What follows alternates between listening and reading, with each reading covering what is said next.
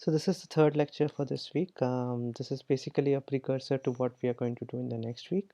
We are just going to talk about what is exactly iterative programming. So let's just revisit the Marx summer program that we wrote in the previous lecture 3.2. So this is what we started off with. We first declared some 10 variables and for storing marks and maximum marks, and then what we did was we replaced those 10 variables with two arrays, right? So we said that this is more efficient because we don't have to declare so many variables. However, even though we saved a little bit on the amount of effort that was required to create variables, the actual number of lines of the code still remained the same. Why? Because this part of the code, that is exactly the same. Instead of marks 1, marks 2, marks 3, you now have marks 0, marks 1, so you now have indices for the arrays, but it is exactly the same. So this part of the code, right? I mean, there is this is something that is a bit concerning, right? Why? Because what exactly is changing in these lines? The only thing that is changing is the index of the array, right? I mean, so it's marks 0 here and max 0 here, marks 1 and max 1 here. So everything else is exactly the same in these lines of code. What is just changing is the index of the array. So what if we actually use a variable, right? So let's just say something like this. I declare a variable called I. I start with the value 0 and I replace all these constants with this particular variable, and then I do something like I equal to I plus 1. And by the way, this is a very common instruction that you will see in programming. I equal to I plus 1. Don't get confused with this. It is similar to how we were saying that accumulator gets overwritten after any particular instruction is executed, right? It is the same logic here, that you actually start with the current value of I, you add 1 to that value of I, and then simply store it back in I, right? So previous value gets overwritten. So this is a very common statement in programming. So don't again, from the perspective of mathematics, this is very illogical, but from programming this perspective, this is very simple and straightforward. So now just focus on that part of the code and try to figure out what would be the algorithm for it if I want to express it to someone who's going to write code for me. So basically what I will tell that person, I won't certainly say I won't certainly talk about these statements individually, right? So what exactly will I say? I'll basically say, if you start with i's value as 0, and all you have to do is basically take input in the ith index of the marks and max arrays, and then just keep on increasing I by 1 until you reach 4, right? So if you don't have to go beyond 4, because the size of the array is only 5. So if you try to access the fifth index, that is a problem. So just go up to 4, and you are fine. So this is a way to express this piece of code to someone else, right? Now what exactly is X here? X is a label, right? So we sometimes use labels in algorithms. Labels are just certain positions in an algorithm, and what we do is we use something like a goto instruction in the algorithm. Goto is a branching instruction, by the way. So what do branching instructions do?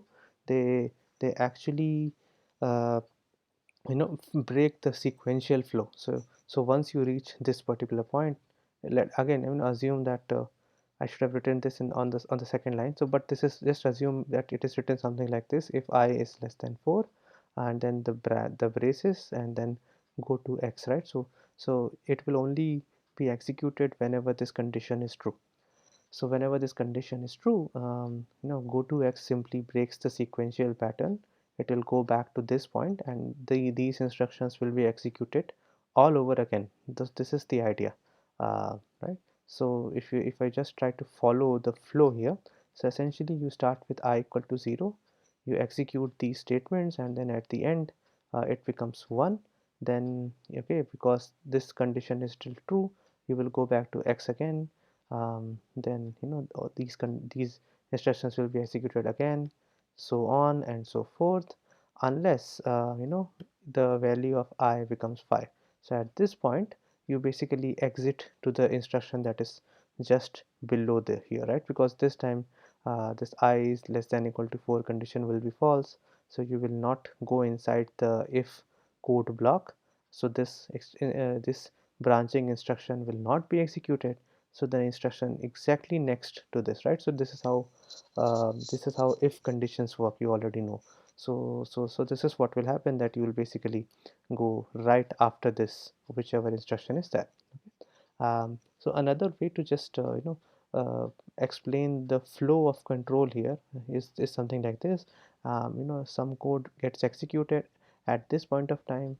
The value of I is 0, then the flow keeps on moving in a loop like this, unless I's value becomes 5, and then you simply execute the statements right after this so-called loop. So this is what people call as loops. So why do we really use loops? So one of the you can already realize that the basic use for these loops are to actually perform similar tasks, but you are supposed to do that repeatedly. And soon you will actually realize that the biggest power of a program lies in its ability to do repeated tasks in an efficient fashion. And when I say repeated, I'm basically saying it could even be up to millions or billions of times. Okay, so this is the idea. You would probably not like to want to write millions of scanf statements, one after the other. So you will probably just want to write the scanf statement once, and you just want the value of I to keep changing, and then the values to go inside the different indices. So this is something that you have to understand, that a number of real world problems can actually be formulated in the form of loops. This is, it might seem a bit weird to you to start with, but once you start writing more loops, you'll understand that a good number of real world problems are basically repetitive in nature, and you can actually formulate them in the form of loops. Okay, and the only thing that you will have to think about as a programmer is what is going to be uh, the changes that are going to happen in each iteration of the loop. So this is where the word iteration comes in. This is where we use the term iterative programming. So iteration is basically one execution of the body of the loop. So what is the body of the loop? The set of statements that are going to be executed multiple times. So in our example, right after that label X, up to the go to statement, that is basically the body of the loop. This is the part which will be executed multiple times. So what you have to think as a programmer is that given a particular problem, what is going to be the body of my loop, and what exactly is it that is going to change in this body. Okay, what values of a particular variable are going to change, and then you have to formulate your problem like this. So if you simply try to imagine how are you going to solve problems using loops. So this is basically the idea. There will be certain statements in your program right before the loop. Then you start with some kind of initial values, right? So for example, in our case, we initialized I with 0, and this is actually a common pattern whenever you will be using arrays. More often than not, you will have a variable like I whose value is initialized to 0, and then with each iteration of the loop, you'll keep on increasing the value of I by 1, and basically you will keep accessing the ith element of the array to do something with it, either to store value or to read value on from that particular index. And then within the loop, actually within the body of the loop, you use these variables, right? Like variables like I, to write statements that are generic. So when I say generic, you basically do not write the values, the constants themselves. You actually replace them with variables, and the values of these variables will be updated at the they'll be updated once in a loop. Usually it could be updated more times as well, but usually you will update them once in a loop. And then there has to be some kind of a condition, and with the help of this condition you decide whether to go out of the loop or whether you want to continue the loop. And then there will be some statements that are right after the loop. So let us take the example of factorial. I'm not going to talk about this example in detail. You already know what factorial is. So this is just a boundary value check, because by convention factorial 0 is 1, so I just have to write one particular condition here, and then this loop, right, and do is a label here.